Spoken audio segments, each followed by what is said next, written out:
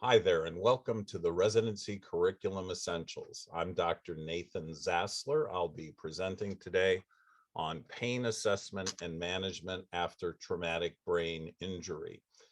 As requested by Candace Street, who I appreciate the invite from, I've been asked to do a short presentation on sort of an overview of pain assessment and management in this challenging patient population. We'll go ahead and get started. Learning objectives are to gain an understanding of pain pathophysiology after traumatic brain injury and differences between acute and chronic pain generators, review some of the more common pain disorders associated with the condition and multi-trauma, discuss pain assessment strategies in persons after TBI, including the pain interview and physical examination, examine pain testing options as far as inventories, electrophysiological measures, and neuroimaging, and delineate pain management key principles in persons with TBI. And we'll wrap up on that latter topic. Pain, as probably everybody knows, if you're a physiatrist in training or an attending, is a biopsychosocial phenomena, making its evaluation and treatment somewhat challenging and complex. Pain as a clinical impairment is quite pervasive following traumatic brain injury, as it is in the general population. Studies have shown that 50% or so of civilian patients with TBI experience chronic pain. Rates appear somewhat lower among veterans, and why that is, we don't know yet. Certain pain complaints may occur at a much higher frequency, such as post-traumatic headache, which has been estimated to occur, for example, in 90% or so of all post-concussive patients. Chronic pain is more common in those with comorbid conditions such as PTSD and or depression, although TBI appears to have an independent correlation with the occurrence of chronic pain. Differential diagnosis, which I am quite a big advocate of, is critical in terms of identifying specific pain generators and treating them accordingly, as opposed to treating the symptom of pain. So, for example, when you see a diagnosis of post-traumatic headache, that's an insufficient diagnosis because it's basically not telling the patient anything that they didn't already know. You want to know what are the pain generators, because treatment is going to vary depending upon why the symptom or how the symptom is being generated. So occipital neuralgia is treated very differently from tension headache, which is treated very differently from migraine, as an example. Pain can impact pretty much all aspects of human function, including quality of life, cognition, behavior, sleep, libido, as well as work and academic performance, among other areas of function. When we look at the pathoetiology of pain after TBI, it's important to understand that we don't fully understand pain mechanisms in the non-injured brain. So with that as a caveat, acute pain is dependent upon tissue damage and typically does not last more than several weeks and tends to improve as tissues heal. Chronic pain is persistent pain lasting beyond 3 and more traditionally 6 months that often results in physical, emotional, and psychosocial stressors and related disability. When you look at the literature, it's kind of surprising that there's not consensus opinion as to what defines chronic pain temporally, but it creates a bit of a problem when trying to compare research in this area. Chronic pain has been theorized to be due to other processes than the original tissue damage, such as neuroplastic processes resulting through central sensitization.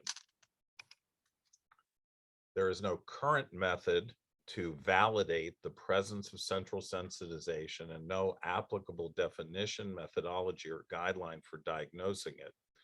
The pain neuromatrix in the intact CNS is complex and, as I mentioned, not fully understood. Therefore, understanding the pathophysiology and pathoetiology of pain following trauma is even more challenging. The pain neuromatrix involves both ascending as well as descending pathways involving spinal, subcortical, and cortical structures in the CNS. So here's a picture from a recent article that I co-authored on the pain neuromatrix and descending pathways. You can see the complexity here and involvement and network of cortical, subcortical, and spinal structures in this context. Common pain disorders after TBI.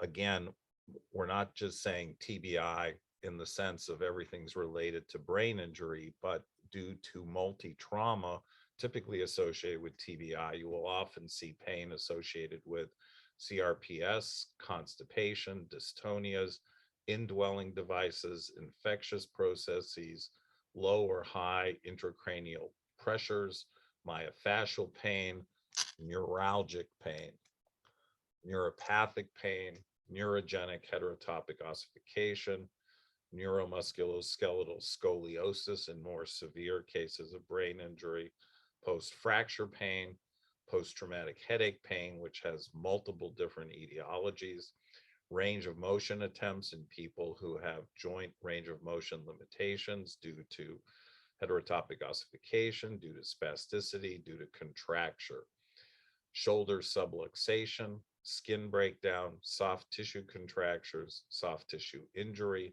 and solid organ injuries. These were not noted by priority, they were noted by alphabetical order.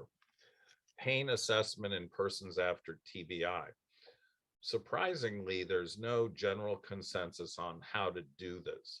It's more difficult, certainly, in patients who have an alteration in consciousness or a disorder of motor function and or aphasia. Interview is critical when the patient is able to derive information that will help focus your physical exam.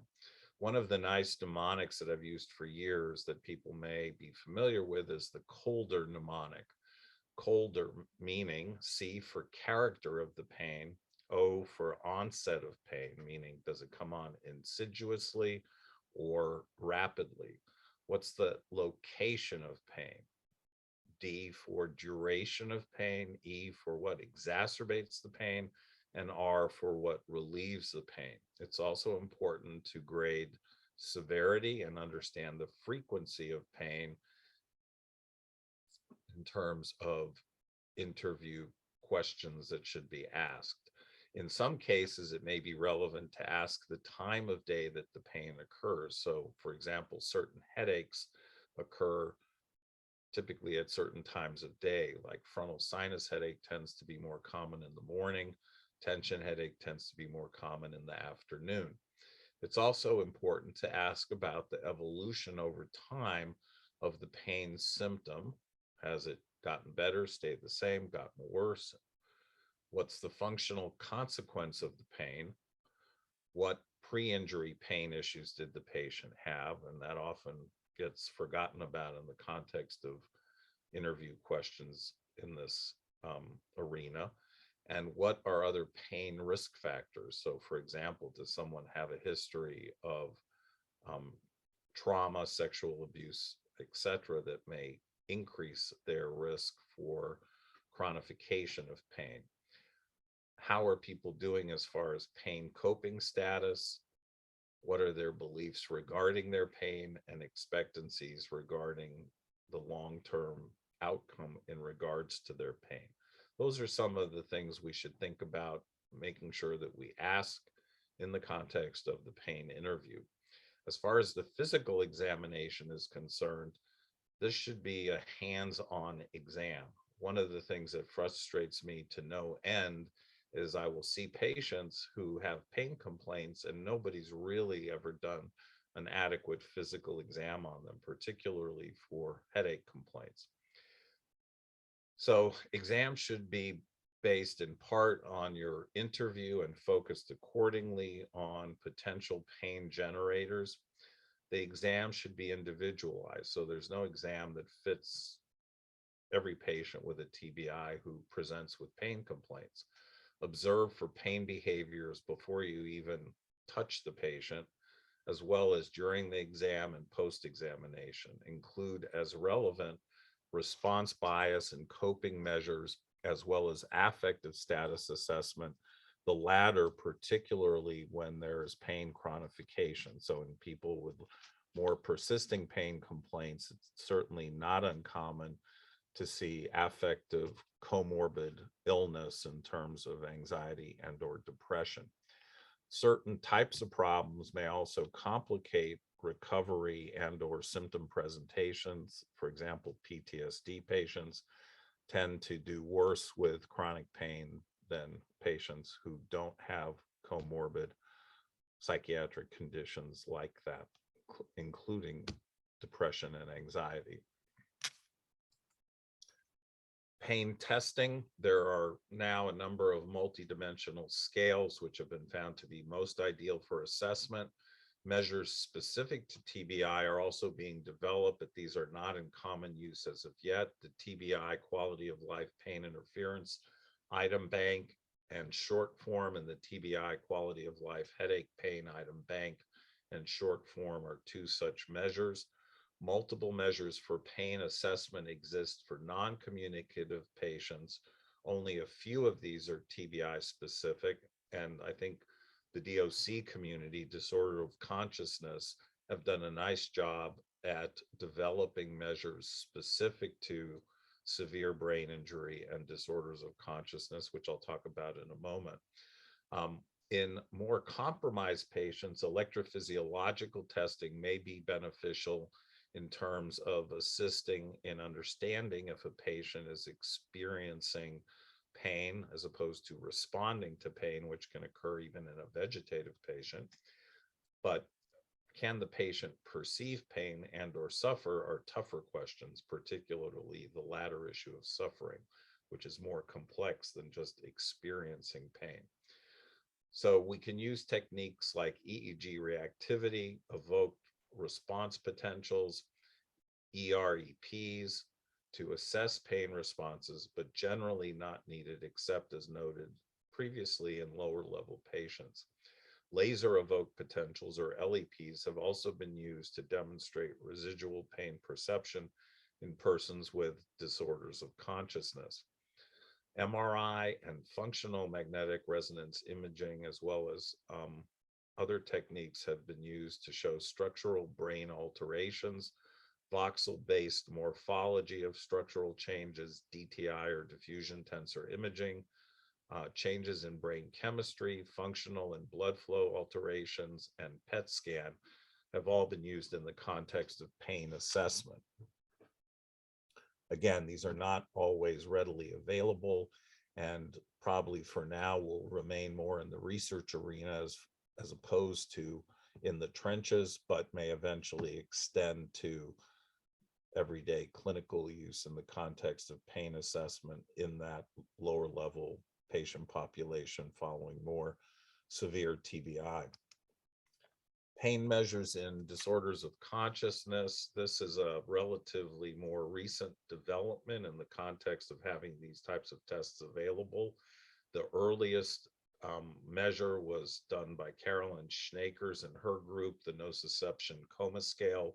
This was later amplified on to the nociception coma scale revised and subsequently further revised with the utilization of so-called personalized stimuli. John White and his group came up with the BINAM more recently, which is a measure for severe TBI and pain assessment. It's an acronym for Brain Injury Nociception Assessment Measure. If you're treating patients with disorders of consciousness or severe neurologic disability after TBI, I think these are all important to be aware of. Pain management overview in general, approach treatment in a hierarchical fashion, start as possible with non-pharmacologic interventions. First, in cases of suspected mild to moderate pain, and assess response. Sometimes that's not feasible and you have to go directly to pharmacological treatment.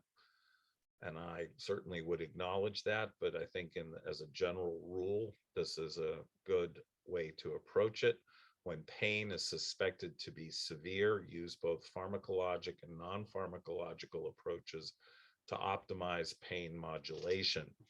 When treating with pharmacological agents, one big rule of thumb, which I'm sure everybody has heard before, and if you haven't, then you'll hear it now, is start low, go slow. That means start with lowest possible dosages, titrate up carefully, monitor clinical response to treatment, both positive as well as negative, and titrate only to the extent that you need to and not more than you need to.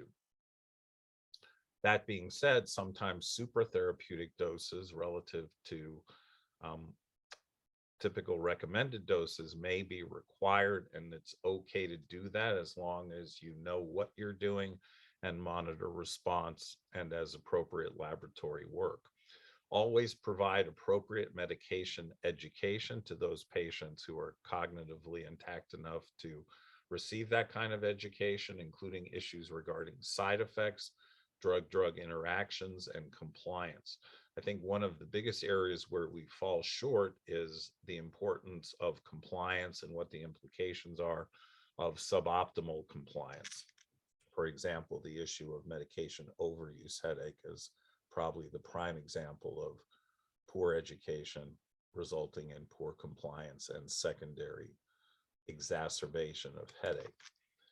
Remember that painful stimuli can still provoke adverse physiologic responses even in unaware patients, and that probably is not a good thing. So when in doubt regarding a patient's level of consciousness, I think ethically we're obliged as physicians to treat for pain.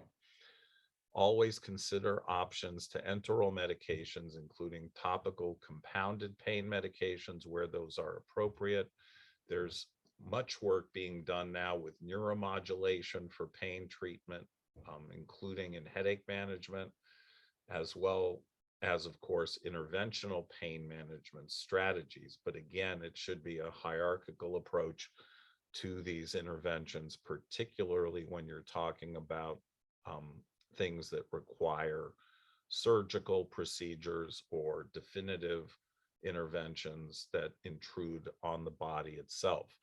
Prescribe opiates only when all other options have been attempted. I think in general, there's a issue with overprescription. I think physicians are doing better at that. But for most of the problems that we see after TBI, opiates generally are neither indicated nor appropriate. And it's very important that we make every effort to find other ways to manage pain aside from opiates, which have a whole slew of potential adverse effects, including endocrine ones that often get overlooked in the context of use of that class of medication. Remember to consider the benefits of counseling interventions for chronic pain. I think this too often gets forgotten by clinicians, probably because in part it's sometimes challenging to get third-party payers to pay for psychology or counseling services, because there's always the concern that you're going to have a long-term mental health issue as a consequence.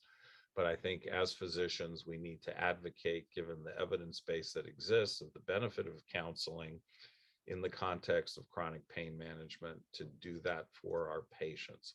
Always provide appropriate monitoring oversight for controlled substance prescription. Everybody knows the DEA is pretty strict about things like opiate risk tool assessment, laboratory tracking in terms of toxicology screening. Monitor your PMP if you have that in your geographic region. Things like that are pretty critical. Monitor for side effects of any pain treatment, whether pharmacologic or otherwise. Continue to assess pain via use of specialized pain measures and or neurodiagnostic strategies as available. Always make attempts to wean pain medications in the long term, unless there is a clinical indication for chronic administration, which sometimes occurs. In conclusion, acute as well as chronic pain issues are frequently encountered following traumatic brain injury and or polytrauma. Become familiar with current literature on post-traumatic pain conditions and understand that in a given patient, you may have multiple different pain generators. Attempt to avoid pain chronification, including central sensitization. So the earlier pain generators are identified and treated appropriately, the less likely it is that you'll have central sensitization and chronification more generally. Assess patient presenting with pain complaints holistically, given that pain is a biopsychosocial phenomenon.